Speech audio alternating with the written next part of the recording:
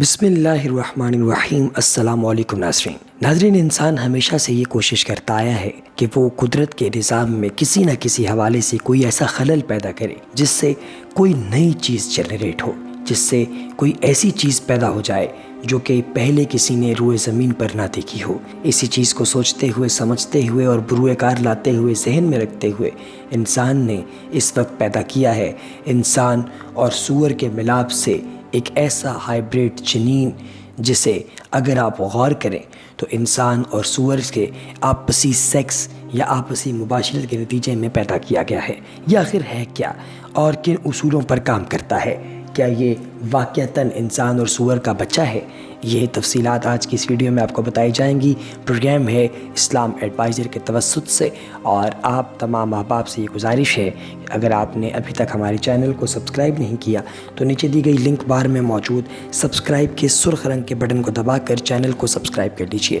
اس کے علاوہ وہیں پر موجود بیل آئیکن یعنی گھنٹی کے نشان کو دبا کر آنے والی ویڈیوز کی اپڈیٹس کو آن کر لیجئے۔ اب آپ انسانی اعضاء کو لاحق ہونے والی بیماریوں کو بہتر طور پر سمجھنے اور ان کے علاج کی تلاش کا ہدف حاصل کرنے کے لیے امریکی سائنسدانوں نے انسان اور سور کے ملاپ سے پہلے ہائیبرڈ جنین کا کامیاب تجربہ کیا ہے۔ سائنسدانوں کا کہنا ہے کہ اس تجربے کی کامیابی کی صورت میں انسانی اعضاء اور بافتوں کو پیوند کاری اور تحقیق کے لیے جانوروں کے جسم میں تیار کیا جا سکے گا، چونکہ انسان اور سور کے خون میں حد سے زیادہ مماثلت پائی جاتی ہے، اس لیے سور کا انتخاب کیا گیا۔ اس دو نسلی ہائیبرڈ جنین کا نام چی میرا رکھا گیا ہے۔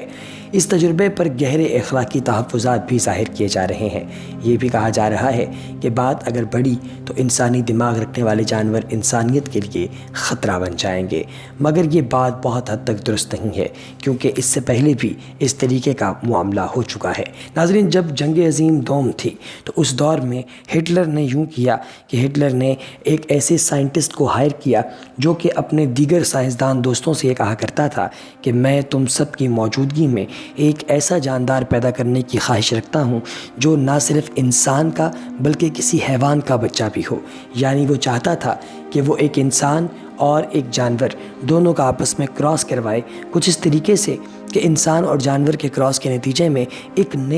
نئی سپیسیز پیدا ہو جائے، ایک نئی قسم پیدا ہو جائے، ایک لیونگ آرگنزم، جاندار کی۔ تو اس نے جب یوں کرنے کی ٹھانی تو سب سے پہلے اس نے لیبارٹری میں ایکسپیریمنٹل بیسس پہ کام شروع کیا۔ اب تجرباتی بنیادوں پر کام شروع کرنے کا مطلب یہ تھا کہ اس نے جنگل سے کچھ چمپینزی اکٹھے کرنا شروع کیے۔ اب وہ چمپینزی بنیادی طور پہ بندر کی طرح دکھتے تھے، لیکن وہ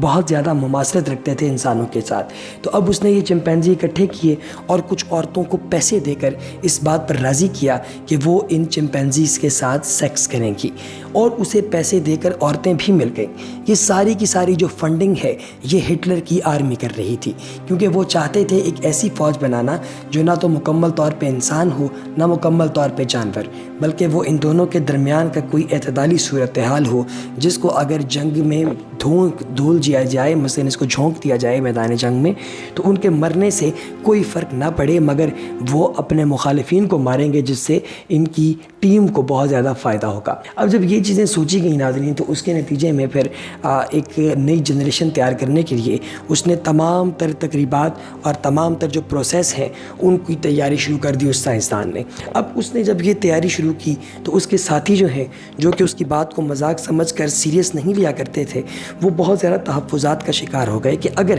یہ کامیاب ہو گیا یہ ہائیبریڈائزیشن کرنے میں، ایک نیا جاندار بنانے میں، تو پھر تو روئے زمین پر ایک ایسی تخریب کاری کا آغاز ہو جائے گا جس کا کوئی حل نہیں، کیونکہ اس دفعہ کسی ایسے شخص کے ساتھ تو مقابلہ ہوگا ہی نہیں جو کہ ہماری نسل سے ہو، بلکہ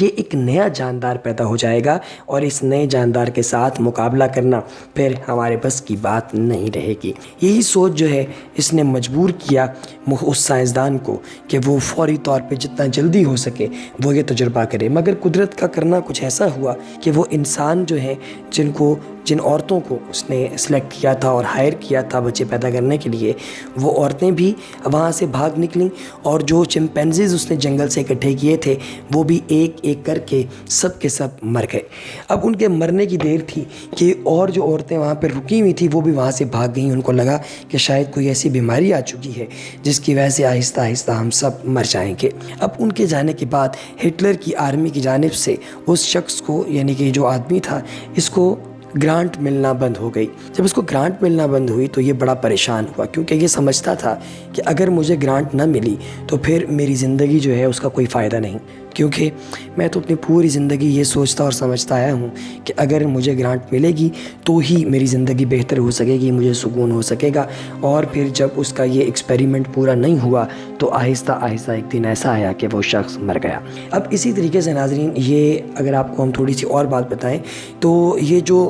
بچہ پیدا کرنے والا سین تھا، یعنی کہ انسان کا اور چمپینزیز کا، اس کو بعد میں ایگزیکیوٹ کر بھی لیا گیا، یعنی کہ ایک ایسا ایکسپیریمنٹ، ایک ایسا تجربہ انہوں نے کامیابی کے ساتھ پرفارم بھی کر لیا، اور اس کے نتیجے میں ایک ایسا جاندار پیدا ہوا جو کہ انسان اور چمپینزی دونوں کی طرح دکھتا تھا آدھا آدھا، تو اس کا نام ہیومنزی رکھ دیا گیا۔ اور جو ہیومنزی ہے اس کو دنیا کے مختلف کونوں میں دکھایا گیا، وہاں سے لوگ آتے تھے، اسے دیکھتے تھے اور عبرت پکڑتے تھے۔ لیکن پھر کچھ عرصہ گزرنے کے بعد ہیومنزی کے اندر کچھ ایسے کریکٹرسٹک پیدا ہونے شروع ہو گئے جس کو دیکھتے ہوئے فوری طور کے اوپر ہیومنزی کا جو ایکسپیریمنٹ تھا اس کو بند کرنا پڑا، اور ہیومنزی کو بند کرنے کے ساتھ ہی ساتھ جو ایک بچہ پیدا انہوں نے کیا تھا اس کو بھی مار دیا گیا۔ اب اس کو مارنا اس لیے بھی ضروری تھا کہ ہو سکتا ہے کہ وہ کوئی ایسا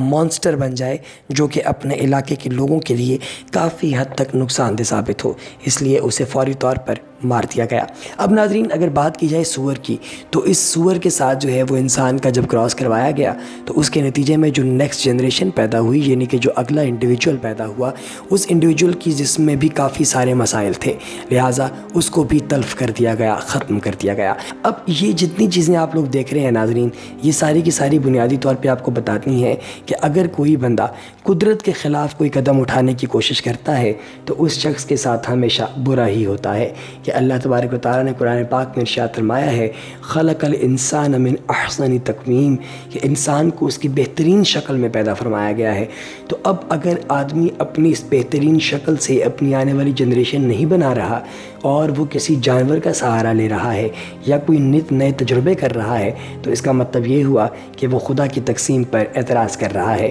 اور اس کا نتیجہ یہ بنتا ہے الٹیمیٹلی کہ اس شخص کے لیے دنیا میں بھی ذلالت ہے، تذلیل ہے، اور آخرت میں بھی اس شخص کے لیے تحقیر ہے، تذلیل ہے۔ اس لیے ایسا کوئی بھی معاملہ جو کہ آپ کے سامنے آئے تو آپ فوری طور پہ وہاں پہ آرگیومنٹس دیا کریں، فوری طور پہ وہاں پہ ایک ڈیبیٹ سیٹ کریں، تاکہ کوئی شخص جو ہے وہ کسی غلطی کوتاہی میں بیچارہ مارا نہ جائے۔ یعنی ہم ایک انسان کے طور پہ سب سے پہلی چیز جو ہے وہ مذہب سے پہلے بھی وہ آپ کی انسانیت ہے۔ تو اگر انسانیت کی بات کی جائے تو ہم ایک ایگزامپل آپ کے سامنے کوٹ کرتے ہیں جناب عبدالستار ایدھی صاحب کی، کہ ایک دفعہ ایدھی صاحب جو ہیں ان سے ان کے کسی دوست نے، کسی جاننے والے نے کہا کہ ایدھی صاحب، آپ کی ایمبولینس صرف مسلمانوں کے نہیں بلکہ یہ تو کافروں کو بھی لفٹ دیتی ہے اور اٹھاتی ہے، اسپتال پہنچاتی ہے، اس کے بارے میں آپ کا کیا کہنا ہے؟ تو فوری طور پہ انہوں نے یہ جواب دیا کہ ایمبولینس تم سے زیادہ مسلمان ہے، یعنی سب سے پہلا جو معاملہ ہے وہ ہے انسانیت کا۔ لیکن اگر کوئی شخص انسان کا جانوروں سے کراس کروانا شروع کر رہا ہے تو اس کا مطلب یہ ہے کہ یا تو وہ ذہنی طور پہ مفلوج ہے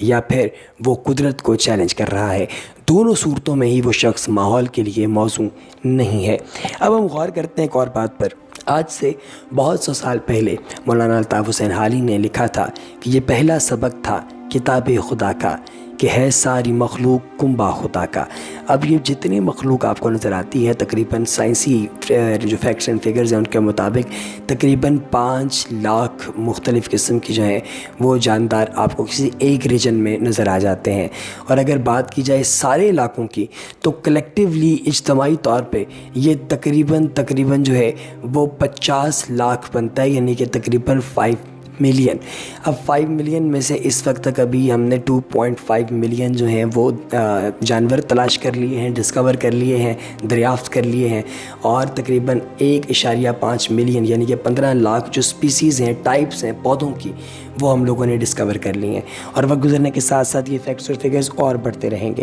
ناظرین، یقیناً آپ کو یہ انفارمیٹیو ویڈیو نظر آئی ہوگی، لگی ہوگی، آپ کو یقیناً یہ پسند آئی ہوگی۔ اگر آپ کو یہ پسند آئی ہے تو اپنے دوست احباب کے ساتھ بھی اسے شیئر کیجیے، اس کا لنک لنک شیئر کیجیے، اور ایسی زبردست انفارمیٹیو ویڈیوز دیکھتے رہنے کے لیے وقتاً فوقتاً ہمارے چینل کو دا اسلام ایڈوائزر کو سبسکرائب کرنا اور بیل آئیکن یعنی گھنٹی کے نشان کو دبا کر آنے والی ویڈیوز کی اپڈیٹس کو آن کرنا ہرگز نہ بھولیے گا۔ اگلی ویڈیو تک دیجیے اجازت۔ اسلام ایڈوائزر سے فی الحال کے لیے اتنا ہی۔ خدا حافظ۔